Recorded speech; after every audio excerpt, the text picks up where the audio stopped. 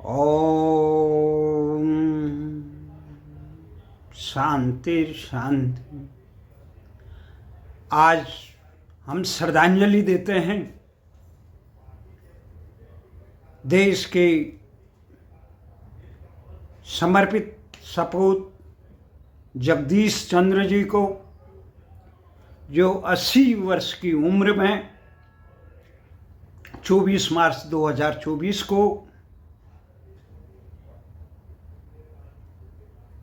दिल्ली में साकेत क्षेत्र के निवासी थे, उनका स्वर्गवास हुआ। आज 5 अप्रैल को दिल्ली के मालवीय नगर आर्य समाज मंदिर में उनकी पावन स्मृति को नमन करने के लिए उनके परिजनों ने एक ब्रह्मभोज का आयोजन किया था, श्रद्धांजलि सभा का आयोजन किया था। उस यकायक इस समाचार को जब हमने 2 दिन पहले हमारे मित्र राजेंद्र रतूड़ी ने हमें बताया तो मुझे विश्वास नहीं हुआ सहसा। वैसी प्रकृति का नियम है, जो आया है वो चले जाएगा। बुजुर्ग व्यक्ति थे जगदीश चंद्र जी, परंतु बिछोह बड़ा दुखदायी होता है। जाना संसार से वो भी नेक दिल इंसानों का, जो मानवता के लिए समर्पित रहे, जो देश समाज और संस्कृति के लिए, विश्व पर्यावरण के लिए समर्पित रहे। खासकर ऐसे व्यक्ति का जाना मानवता के लिए, देश के लिए, समाज के लिए, प्रदेश के लिए काफ़ी क्षतिपूर्ति होता है, काफ़ी हानि होती है, दुख होना है। एक कुरुक्षेत्र के योद्धा का जाना, खासकर अन्याय के खिलाफ वो आवाज़ उठाते थे निडरता से। पौड़ी जनपद में जन्मे जगदीश चंद्र जी भारत के कृषि मंत्रालय के तहत उप सचिव पद पर सेवानिवृत्त हुए राजपत्रित अधिकारी। उसके बाद वो अपने परिजनों के साथ साकेत में रहते थे, परंतु उत्तराखंड के राजनीतिक दिशा और दशा की बदहाली को देख के वो हमेशा चिंतित रहते थे। वो घर में बैठकर अपने समय नष्ट करने वाले लोगों में नहीं थे, वो अन्याय के खिलाफ आवाज़ उठाने थे। भारत सरकार में रहते हुए जब 9 मई 1980 को उत्तराखंड के अल्मोड़ा जनपद में कपलटा का विभत्स कांड हुआ, उसके खिलाफ भी आवाज़, उनके गुनाहगारों को सजा दिलाने के लिए आवाज़ उठाने वाली जगदीश चंद्र जी थे। जब मैं देखता था उन्हें, वो कभी हिमालय बचाओ के लिए संघर्ष करते हुए नजर आते थे। घंटों तक हमें उस विषय पे अपने विचार व्यक्त करते थे। जब इंटरनेट माध्यम का प्रादुर्भाव इस दुनिया में हुआ, बड़े मजबूती से हमारे समाज इस देश में आ, तो इंटरनेटी माध्यम से वो हिमालय बचाओ के लिए, पर्यावरण बचाओ के लिए करते हैं। उनका मोहभंग वो भारतीय जनता पार्टी में खंडूड़ी, जब गढ़वाल लोकसभा के सांसद थे, वो बड़ी समर्पित भाव से मेजर जनरल भुवनचंद खंडूड़ी के साथ लगे थे। एक ही गृह जनपद के लोग थे, भारत सरकार के उच्च अधिकारी रहे। उन्होंने सोचा प्रतिभाओं का यहाँ पर सम्मान होगा, परंतु वो भूल गए इस दुनिया में लोग प्रतिभा का नहीं, केवल अपने समर्थकों, चाटुकारों, अपने स्वार्थ के हित साधकों का ही आगे बढ़ाते हैं। जब उन्होंने देखा कि उत्तराखंड की बदहाली, वहाँ के तमाम राजनेताओं ने उत्तराखंड को भ्रष्टाचारियों का, दिशाहीनों का एक अभयारण्य बना दिया, तो उसे मुक्त करने के लिए उन्होंने उत्तराखंड नवनिर्माण पार्टी का भी गठन किया। परंतु सत्ता के संघर्ष में अति महत्वाकांक्षी समाज में उनके विचार धरातल पे नहीं उतर पाए।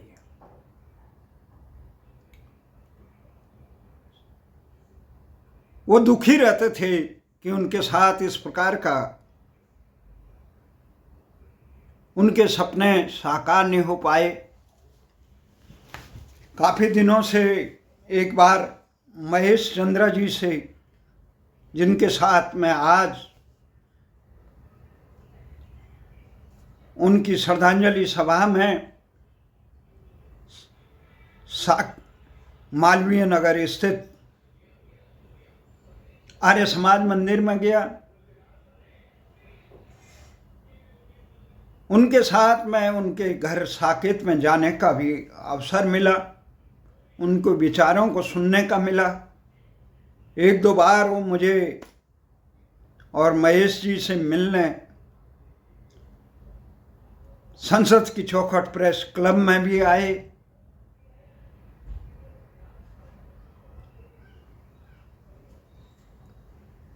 निर्भीक आदमी थे। आज उनके जाने पर जाना दुनिया के हर एक व्यक्ति को है, जिसका जन्म हो गया उसका मरण निश्चित है, और जाके हम अपने स्वरूप की ये अनंत की यात्राएं हैं। यहाँ किसी ने नहीं, चला चली का डेरा जो है, सराय है। हम दुखी इसलिए होते हैं कि हम परम सत्य को नजरअंदाज करते हुए सांसारिक रिश्ते नाते मोह माया में लिप्त होते रहते। इंसान वही है, वृक्ष कबो नहीं फल भके, नदी न सांचे नीर, परमारथ के कारण साधु भया शरीर। जगदीश चंद्र, जिसमें हमारे शास्त्रों में ये कहा गया, केशव केशव कूकिए मत कूकिए आषाढ़। उनके जीवन का कुछ समय पहले ही, 2-4 साल पहले, कुछ शायद दशक पहले, उनकी धर्मपत्नी का निधन हो गया।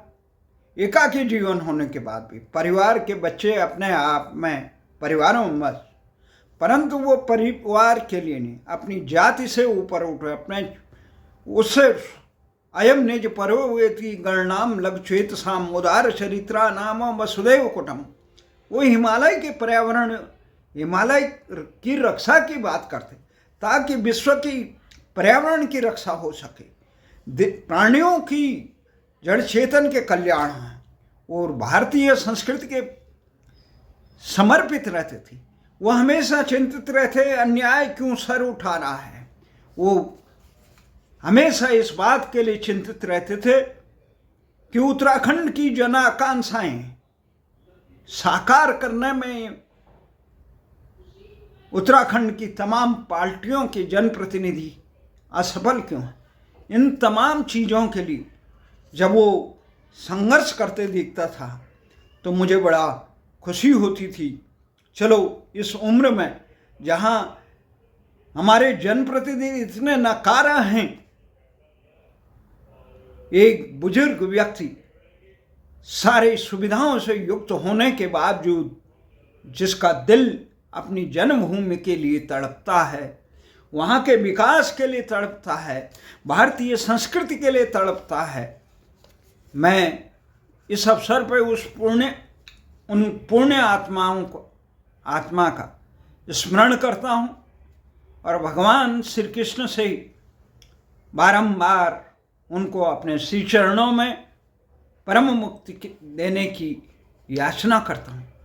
क्योंकि जो व्यक्ति अपने हित सबके कल्याण में अपना कल्याण निश्चित करता है, वही व्यक्ति सर्वश्रेष्ठ होता है। इसीलिए आज मैं और महेश चंद्र जी जो समर्पित भाव से सभी के कल्याण के लिए समर्पित रहते हैं, उनके श्रद्धांजलि सभा में गए। अनिल पंत जी भी सम्मिलित हुए। राजेंद्र रतूड़ी और गणेश चंद्र जी जो भारतीय जनता पार्टी के नेता थे, तिवारी सरकार में जो दर्जाधारी भी रहे और इंजीनियर रहे खाड़ी देशों में कई वर्षों तक। अभी कुछ देर पहले मेरी उनसे बात हुई तो वो भी उनको भी इस चीज़ का एहसास। तो हम नमन करते हैं।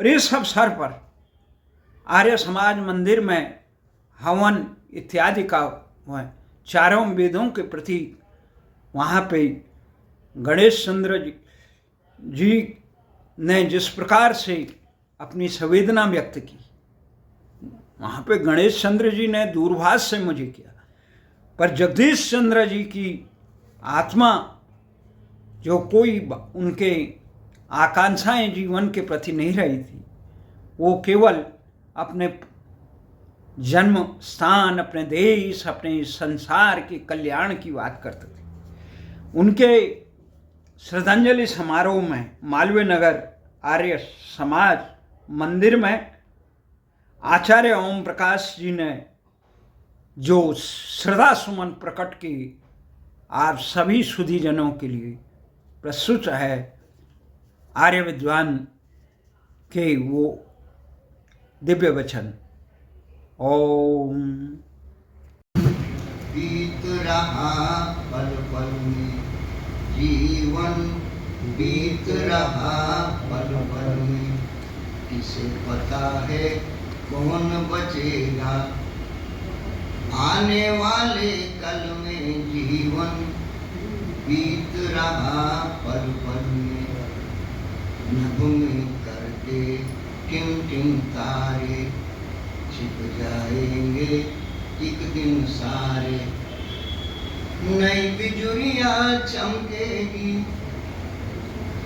नई बिजुरिया चमकेगी, इस काले से बादल में। जीवन बीत रहा पल पल में, राम कहाँ है भरत कहाँ है, राम कहाँ है भरत कहाँ है, धर्मराज घन श्याम कहाँ है कोई उनका पता बताए, है कोई उनका पता बताए।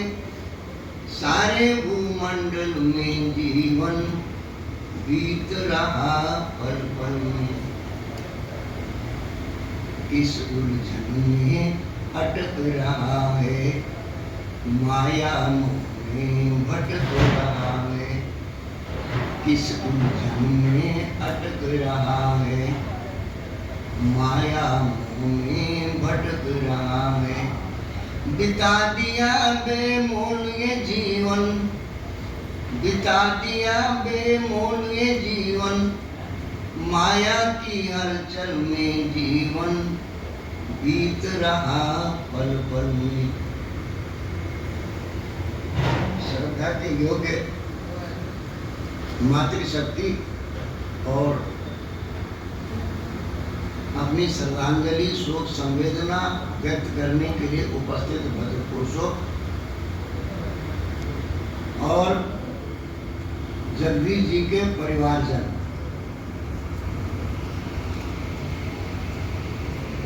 आज से कुछ मास पूर्व जब जीवनलाल कोहली के लिए इसी तरह की श्रद्धांजलि सभा नोएडा में आयोजित की गई थी, तो मैंने उनके दर्शन किए थे उस दिन, और पता नहीं था कि वो इतनी जल्दी इस संसार से विदा हो जाएंगे। जैसा अभी पंडित जी ने बताया कि 80 वर्ष उन्होंने जीवन धारण किया। कभी कभी आपके मन में भी ये विचार आता होगा कि क्या संसार में आना और संसार से प्रयाण करना जीवात्मा के अपने वश में है, अपने अधिकार में है? लगता है कि नहीं है। किसी शायर ने कहा, लाई हयात आए, हयात जीवन को कहते हैं, लाई हयात आए ले चली कजा चले। कजा माने मृत्यु। न अपनी खुशी से आए न अपनी खुशी से चले। यह सिद्धांत बहुत दूर तक मुझे सत्य प्रतीत होता है। यद्यपि वेद में मंत्र इस आशय का आता है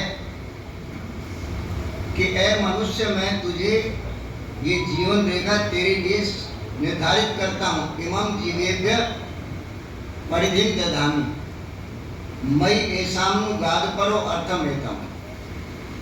तू इस जीवन रेखा का उल्लंघन न करना। कौन सी जीवन रेखा? सतम जीवंता पूर्वि स्थिरो ददतानु पर्वतेन। कि जिस तरह से पर्वत, जैसे हमारे यहाँ हिमालय पर्वत है भारत में 1500 मील लंबा, तो उधर से चीन का आक्रमण यदि होगा तो हिमालय पर्वत से कभी नहीं हो सकता। वेद का ऋषि कहता है कि तुम इसी प्रकार से असमय में आने वाली मृत्यु को यदि चाहो तो बड़े धकेल सकते हो। जीवनता सरदा सतम, तुम 100 वर्ष तक जीवन धारण करो, लेकिन 100 वर्ष तक जीवन धारण करने के लिए शर्त यह है कि उस तरह का खान पान, ब्रह्मचर्य की वृत्ति, किसी के प्रति न राग न द्वेष, ना द्वेष्टि न कांक्षति। यदि इस तरह का जीवन कोई अपना बना ले, इस तरह का निश्चल मन बना ले और अपने आहार को ठीक रखे, विहार को ठीक रखे, विचार को ठीक रखे, बहुत दीर्घ जीवन व्यतीत कर सकता है। पारडी से पंडित सातवलेकर का, पंडित सातवलेकर ने वेद का भाष्य किया है, यजुर्वेद भाषा। 50 वर्ष की अवस्था में वे बीमार पड़े और बिना मुक्ति नहीं। और अगर हम तुलसीदास की बात को देखें, सुने, तो लिखा कि ज्ञान ही भक्त ही नहीं कछु भेदा, उभय हरई बहुत संभव खेदा। कि जो 2 प्रकार के बंधन है, एक भव बंधन और एक कर्म बंधन, या तो ज्ञान का आश्रय लो या भक्ति का आश्रय लो, दोनों तुम्हें पार लगाने वाले हैं। लेकिन तुलसीदास ये कहते हैं कि ज्ञान मार्ग कठिन है और भक्ति का मार्ग सरल है। हमारी माताएं और बहनें ज्यादा भक्ति भाव वाली होती और भाव परवान। और भक्ति किसे कहते हैं? सा परानुरक्त ईश्वर है। ईश्वर के प्रति जो परम अनुराग है उसी का नाम भक्ति है। तो आप यदि भक्ति भाव रखते हैं तो भी आप इस भव सागर से तर सकते हैं। माननीय जगदीश जी ने 80 वर्ष जीवन धारण किया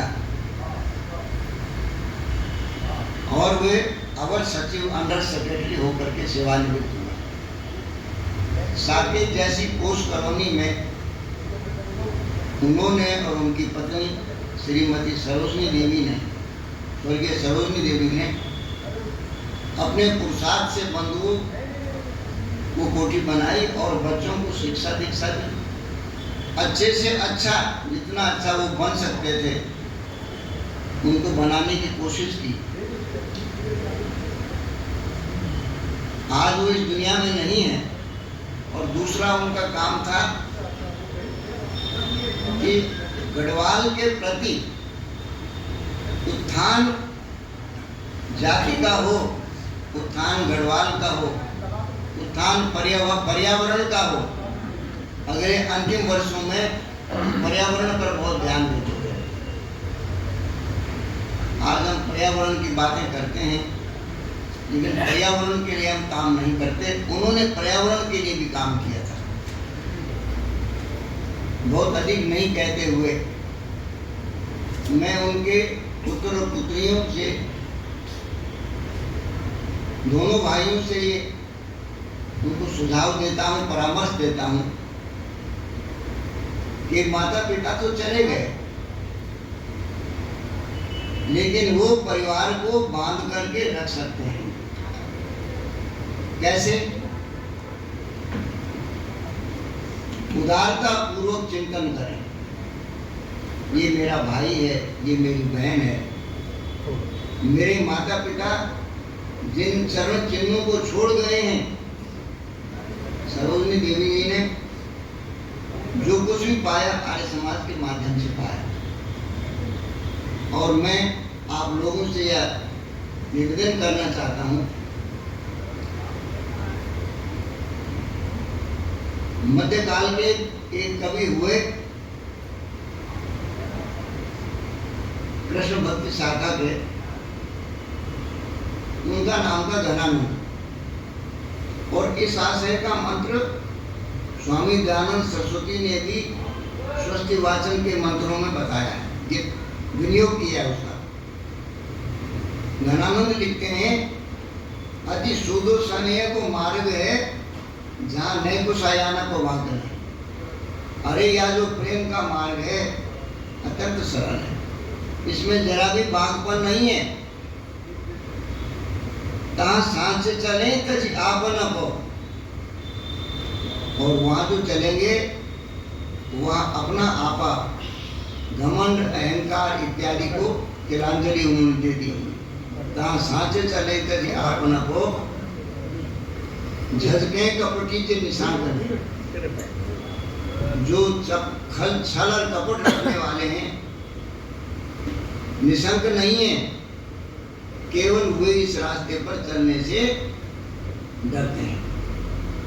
और वेद का जो मंत्र है वो भी मैं आपको सुना देता हूँ, और इसके बाद में अपनी वाणी को विराम दूंगा। देवानाम भद्रा सुमति ऋजुयताम, देवानाम राति रविनो निबद्धताम, देवानाम सख्यम उपसेदिमा, वयम देवान आयु प्रतिरंतु जीव से। एक समस्या यह है कि हम समझते हैं कि देवता कोई अलग है, राक्षस अलग है। महाकवि दिनकर ने लिखा है कि शुद्ध दग्ध मल रूप मानव के, श्रेष्ठ रूप मानव के वो हैं देव, जिनके सब दग्ध मल, जिनके मल जो हैं विक्षेप, मल विक्षेप ये दूर हो चुके हैं। और जो मानव के श्रेष्ठ रूप हैं वो देव हैं। उन देवों का अनुसरण करो, और उनका मार्ग कैसा है? सरल है। तुम भी भाई सरल मार्ग अपनाओ। देवा नाम भद्रा सुमति ऋजुयताम, वही मार्ग, सरल मार्ग तुम्हें चिंतन की ओर ले जाएगा और तुम ईश्वर को प्राप्त कर सकोगे। मोक्ष बहुत देर की चीज है, बहुत दूर।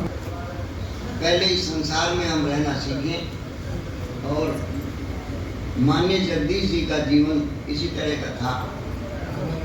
इतना कह करके मैं अपनी वाणी को विराम देता हूँ। दिवंगत आत्मा को परमात्मा सद्गति दे और उनके कर्मों के अनुसार उनको श्रेष्ठ योनि प्रदान करें। और जो परिवारजन बिछुड़ जिनसे अंतिम विछोह उनका हुआ है, परिवारजनों को उनके वियोग को सहन करने की, चिर वियोग को सहन करने की शक्ति दे। ओम शांति।